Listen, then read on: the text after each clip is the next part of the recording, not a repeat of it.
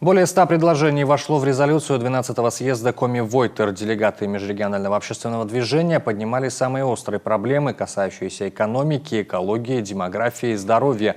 По словам председателя движения, уже без приставки ИО Алексея Габова, нам не хватает воспитателей, которые бы учили коми-языку малышей в детских садах, и методистов, которые бы готовили коми-педагогов. А еще детям, которые изучают коми-язык как родной, необходимо разработать преференции, чтобы, выйдя из школы, они могли получить профессию бесплатно и вернуться в село. Если школьник изучает коми-язык как родной, то для него необходимо разработать льготы. Это больше касается сельчан. Это дополнительные бюджетные места в вузах и СУЗах, дополнительная стипендия, заключить договор между школьником, районом или республикой, что после окончания учебы молодой специалист вернулся в родное село. Он уже будет точно знать, что его выучат. За это не надо платить деньги, ему будут выплачивать стипендию, и еще у него будет работа.